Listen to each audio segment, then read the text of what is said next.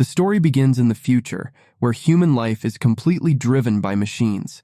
Everyone, even for the smallest tasks, relies on technology. But then we see a man named Gray who, unlike this technological world, works as a simple mechanic. His wife, Asha Cobalt, worked for a tech company. One day, after fixing a car, Gray was going to deliver it, and he asked Asha to come with him so they could switch cars on the way back. Soon, they both reached a deserted place by the sea. After going a little inside, they reached a luxurious house where Gray's client Aaron lived. Aaron was a billionaire tech genius. Asha was very happy to see him because she was very impressed by Aaron's work. After that, Aaron showed them his new invention. It was a microchip named STEM that could help them do any work. This chip had the power to change the world, which made Asha very happy. But Gray believed that it would put people's jobs at risk. Later, while they were returning home, Gray said that such inventions would shut down his kind of business. But then Gray saw that their car was going somewhere else. Gray commanded the car to turn and tried to apply the brakes himself, but it was of no use. Soon they reached the gang's neighborhood where their car collided violently. Then 4 men came there and pulled Gray and Asha out. At that time,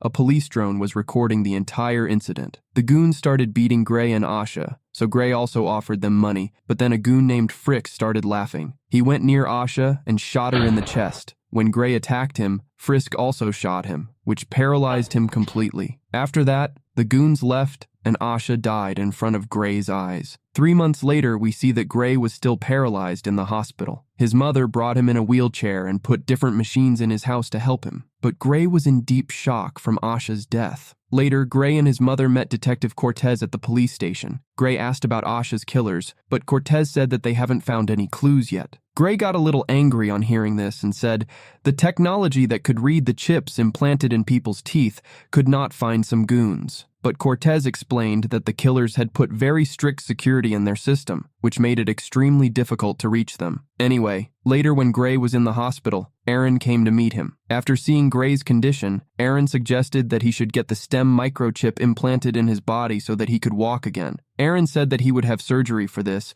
but it would be a secret. But Gray said that he doesn't want to live anymore. But then Aaron started saying that if Asha was alive, she would also want this. After hearing this, finally Gray agreed to get the microchip implanted. Then some doctors in Aaron's lab implanted the STEM microchip in Gray's body, after which Gray's hands and feet started moving like before. Then Aaron was very happy and he asked Gray to sign an agreement. Gray immediately signed the agreement and agreed to pretend to be paralyzed in front of the world. Later, after returning home, he received a parcel from Detective Cortez containing some evidence from Asha's case. Actually, it was the drone footage of the incident. After watching the video, he suddenly heard someone's voice. This voice was from the STEM microchip implanted inside him. Gray was shocked to hear it. STEM said that he doesn't need to be surprised because only he could hear its voice. After that, STEM said after looking at the footage that those goons didn't have guns, but bullets were coming out of their technology-made hands. Then STEM showed a tattoo on a goon's hand,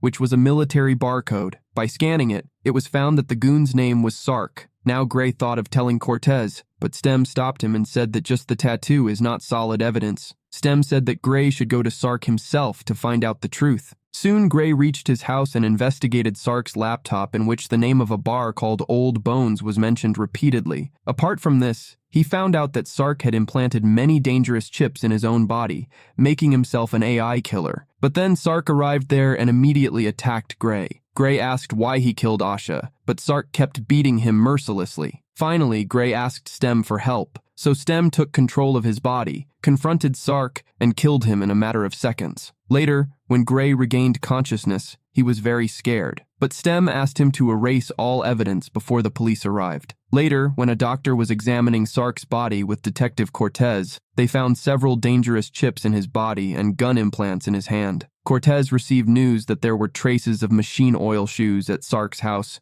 which made her think that it might be the work of a mechanic. A few days later, Gray went to Aaron's lab for a checkup, but Aaron was very angry because he knew everything about Gray and knew that he had killed Sark. Aaron reminded him of the agreement and said that he could not misuse technology. Then Gray also said angrily, "I went there only because of your chip." Anyway, Aaron asked him to use it carefully. On the other hand, Cortez watched the footage outside Sark's house and saw Gray in a wheelchair. Later, she went to Gray's house and told him about Sark's death. Cortez asked him what he was doing at the time of the murder, so Gray said that he was investigating on his own, but he had nothing to do with the blood because his whole body is paralyzed. Finally, Cortez believed him and went back. Later, Gray went to Old Bones Bar and told everyone that his wife was murdered a few months ago. Gray said that if anyone knows anything, they should come forward. Then Gray told that a goon named Sark is dead, so a man named Tolan took him to the bathroom. There, his goons threw Gray from the wheelchair, and Tolan put a knife to his neck. But Gray said that he just wants to reach his wife's killer. Tolan said that he was also there at that time. Hearing this, Gray gave control of his body to Stem, and suddenly started beating up all the goons. Then he grabbed Tolan and started cutting his face. But then Tolan revealed that a man named Frisk had given them money to kill Asha. Then suddenly,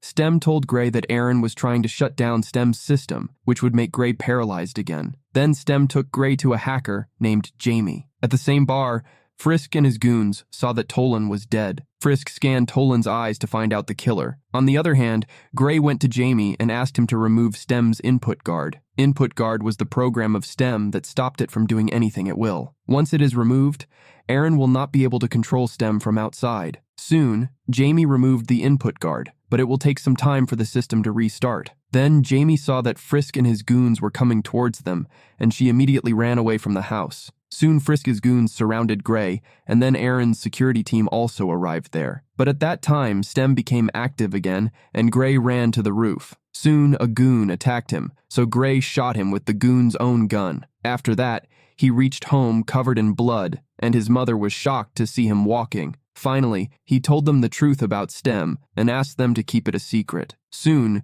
Detective Cortez came there and said that she found Gray's wheelchair at the bar where many people were murdered. Then Gray told another lie and said that he went to the bar chasing someone and the goons attacked him there, after which he got a lift from a taxi and reached home. But now Cortez suspected him, so she came back after sticking a microphone chip in Gray's coat. Later, Gray said that he doesn't want to kill anyone else, but Stem said that he has to kill Frisk. When Gray refused, Stem said that now she doesn't need his permission to take control of his body. Actually, due to removing the input guard, Stem could now do anything she wanted. Stem said that if Gray does not kill Frisk, then Frisk will kill him. After hearing this, Gray went out to kill Frisk. On the other hand, Cortez also followed him after hearing his conversation. Soon, Gray found a microphone in his pocket and saw Cortez following him. Then Stem tried to hack Cortez's car, but it was a mechanical car. So she hacked another electric car and crashed it into Cortez's car. Taking advantage of this opportunity, Gray escaped, and Cortez went back to Gray's house and tried to find out the truth from his mother. On the other hand, Gray went to Frisk's house and pointed a gun at him.